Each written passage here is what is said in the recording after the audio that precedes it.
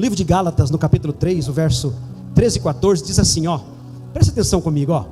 Cristo nos resgatou da maldição da lei. Fala comigo assim, Cristo nos resgatou, vai. Só os homens. Cristo, ótimo, da maldição da lei, fazendo-se maldição por nós, porque está escrito: maldito todo aquele que for pendurado no madeiro. Verso 14: para que a bênção de Abraão chegasse aos gentios por Jesus Cristo, e para que pela fé nós recebamos a promessa do Espírito.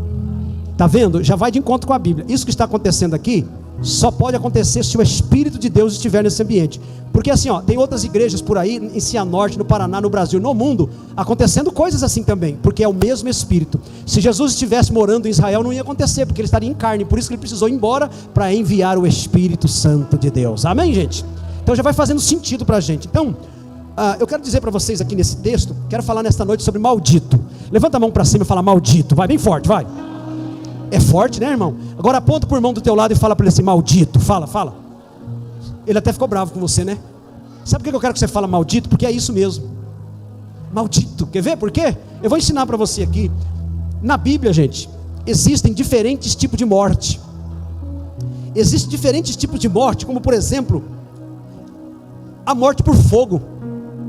Já ouviu falar isso? A morte por fogo. Ó, lá no começo já da Bíblia, em Gênesis, Rafael, capítulo 19, o verso 24 e o 25. Eu vou ler aqui, mas vocês vão vendo lá atrás com a gente.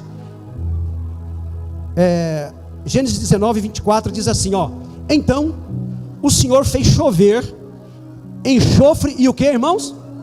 Fogo do Senhor desde os céus sobre Sodoma e Gomorra. E 25, e derribou aquelas cidades e toda aquela campina e todos os moradores daquelas cidades e o que nascia na terra, até pela raiz. Ô gente, isso aqui está falando de julgamento divino. Eu estou falando do Velho Testamento. Então Deus vem com julgamento e Ele vem com fogo. Olha para mim, se nós não estivéssemos vivendo os dias de hoje, o Senhor ainda estaria fazendo juízo na terra com fogo. É só para você entender o tempo que você está da bênção e da graça de Deus. Essa morte por fogo. E em Levítico agora, Rafael, capítulo 10. Levítico capítulo 10, pastor, verso 1 e 2. Levítico 10, 1 e 2. Diz assim, ó: e os filhos de Arão, gente, um filho do sacerdote, presta atenção nisso, filho de crente em Deus, né? Os filhos de Arão, Nadab e Abiú, tomaram cada um o seu incensário e puseram neles fogo, e puseram incenso sobre ele, e trouxeram fogo estranho perante a face do Senhor, que era dentro do tabernáculo, diante da arca. O que lhe não ordenaram, ou dentro do tabernáculo, para mim não errar com os teólogos aí que sabem melhor do que eu, ou o que não lhes foi dado ordem. Então, irmãos, fala comigo, não foi dado ordem, fala. Se não foi dado ordem para eles, eles estão em desobediência. Fala, desobediência. Ô gente, todos nós sabemos o que é desobediência. Irmão, se Deus fosse tratar comigo e com você hoje com desobediência, Ele ia queimar você. Por isso que a desobediência é pecado, irmão. Contra os pais, contra as famílias e principalmente contra Deus. E aí, verso 2, olha o resultado. Então saiu fogo de diante do Senhor e os consumiu, e morreram perante o Senhor. Ô gente, aí alguém fala assim, pastor, como é que eu vou servir um Deus desse, tão bravo desse jeito? O problema não é Deus que é ruim, não é Deus que não presta, é a gente que é ruim e é a gente que não presta. Essa é a diferença. Eu vou servir um Deus tão vingativo desse jeito? Não, gente, Deus quer nos colocar no rumo, no prumo, porque Ele nos criou, Ele nos formou, Ele não quer nos destruir, por isso Ele vai construindo uma história, para a gente entender a revelação da sua palavra. Desobediência, irmãos, castigo pelo pecado, foi um castigo. Deus castiga? Bom, gente, eu vou dizer para você, pelo menos Deus castigou, né? Vamos ficar no passado para não ficar pior a conversa aqui, a pregação. Mas tem outra morte, outro tipo de morte, que é por apedrejamento. Fala, morte por apedrejamento. Rafael, Levítico 24, verso 16, diz assim, irmãos, morte por apedrejamento. Morte, fala, morte por fogo, morte por apedrejamento. E aquele que blasfemar o nome do Senhor certamente morrerá. toda a congregação certamente o apedrejará. Assim o estrangeiro como o natural, o que for da terra, o que for de fora, blasfemando o nome do Senhor, será morto. Eu vou perguntar uma coisa para vocês. Hoje na televisão você vê blasfêmia do nome de Deus, sim ou não? Usa o nome de Deus em vão de qualquer jeito, zombam, né? E etc, não precisa eu aqui me colocar contra ninguém. Eu estou falando da raça humana, que me envergonha porque nós pertencemos a ela, né? A essa raça humana. Então, irmãos, nos dias dos Velho Testamento, no dia da lei, o povo saiu do Egito, está indo no deserto. Agora no meio do deserto Deus está dando lei, porque Ele vai construir um jeito que Ele quer com as pessoas, e aí Ele vai transmitindo isso no decorrer da caminhada, até chegar em Israel, no Israel que você vê a terra hoje, que são os judeus, e em nós hoje que somos os gentios. Então morte por apedrejamento, por causa de quê? Blasfêmia, blasfemar o nome de Deus. E aí, gente, aqui você conhece Evangelho de João, Rafael, no capítulo 8, para mim não ler outros versículos do Velho Testamento, vai dizer assim, ó, no verso 8, capítulo 8, verso 3, diz assim: e os escribas e os fariseus, presta atenção, os religiosos, tá, os judeus religiosos, e os escribas e fariseus trouxeram-lhe uma mulher apanhada em adultério, e pondo-a no meio, disseram-lhe: mestre, essa mulher foi apanhada no próprio ato adulterando, e na lei Moisés nos mandou que a tais sejam apedrejadas. Tu, pois, o que dizes? Então eles estavam doidinhos para Deus ser Deus, né? Para Deus apedrejar, né? Moisés falou, ensinou daquele jeito, e isso diziam eles, tentando Jesus para que tivesse do que o acusar, para que ele se levantasse contra a lei, contra Moisés, que é o herói dos judeus, né? Tu, pois, que dizes? Isso diziam eles, tentando para que tivessem de que o acusar. Mas Jesus, inclinando-se, escrevia com o dedo na terra. Fica aqui uma interrogação: o que é que Jesus escrevia? Os pecados dela ou os pecados deles? E como insistissem, perguntando-lhe, Jesus se endireitou e disse-lhe: aquele que dentre vós está sem pecado, seja o primeiro que atire a pedra contra ela. E tornando a inclinar-se, escrevia na terra. Ficou esperando. Quando ouviram isso, saíram um a um e começaram pelos mais velhos até os últimos.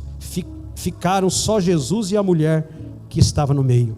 Ô gente, essa gente que foi se afastando, eu não duvido que alguns deles deitaram com ela. Só ficou Jesus e ela. Entende o que eu estou dizendo? Então aqui vai haver uma mudança, uma mudança do Velho Testamento para a graça. Jesus veio e vai resolver o problema da ação de Deus no Velho Testamento de maneira categórica, de maneira forte, de maneira talvez que não seja entendível a tantos. Endireitando-se Jesus e não vendo ninguém mais do que a mulher, e disse: mulher, onde estão os teus acusadores? Ninguém te condenou? E ela disse: ninguém, Senhor. E disse Jesus: nem eu também te condeno. Vai, não peques mais. Ela merecia ser apedrejada, irmãos, como talvez alguns de nós aqui nessa noite. Pelo seu pecado você deveria ser queimado, pelo seu pecado você deveria ser apedrejado. Mas olha para mim, graças a Deus, graças a Deus, graças a Deus, Jesus chegou, Jesus chegou, Jesus chegou. Se é para aplaudir uma vez, aplaude segunda, todo mundo bate palma e glorifica o nome do Senhor Jesus.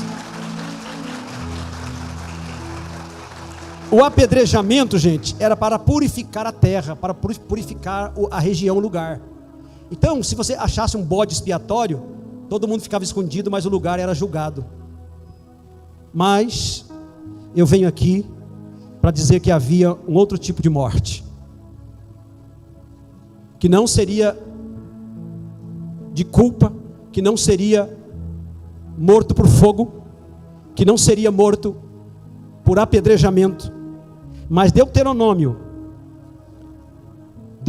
Rafael, capítulo 21,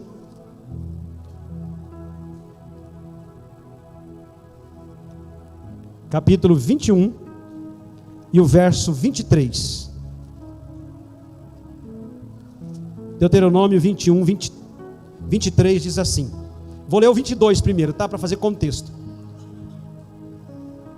Quando também em alguém houver pecado, digno do juízo de morte, e haja de morrer, e o pendurares no madeiro, verso 23, o seu cadáver não permanecerá no madeiro, mas certamente o enterrarás no mesmo dia, porquanto o pendurado é maldito de Deus. Fala comigo, maldito de Deus.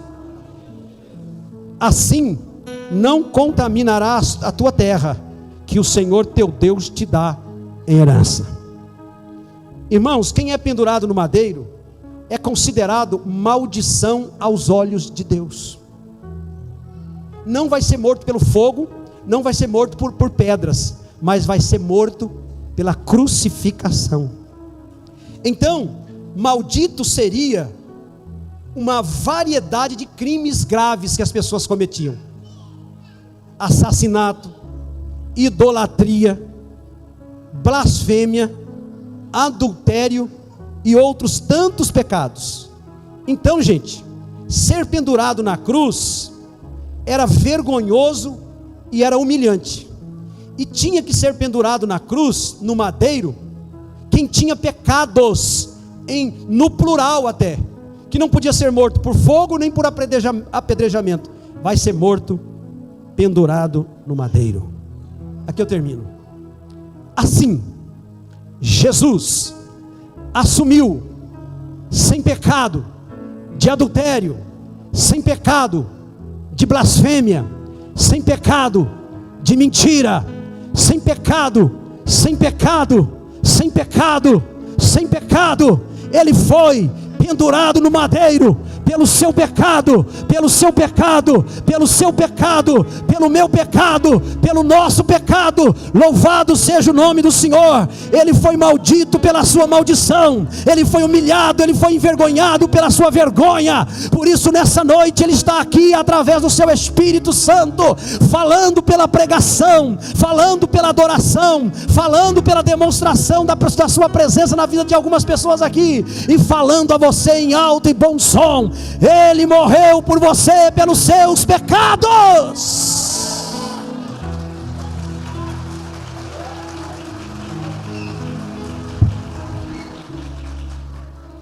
Ele foi morto no madeiro.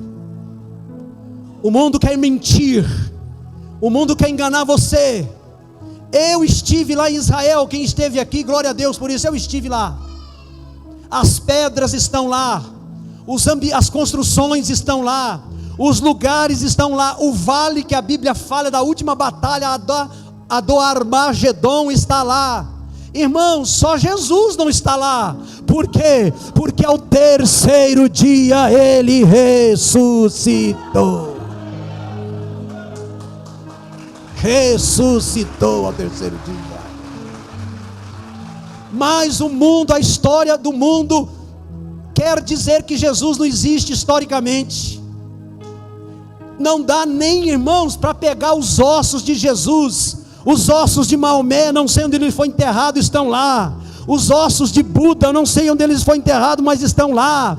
Os ossos de Lincoln, onde foi enterrado, eu não sei, estão lá. Mas eu entrei naquele túmulo vazio e saí de lá chorando, sentindo a presença e lendo na porta: ele não está aqui.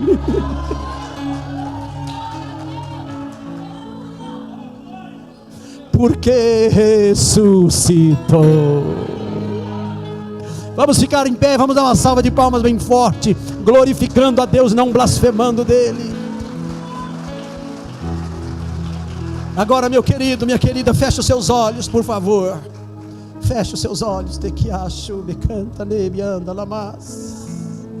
Feche os seus olhos.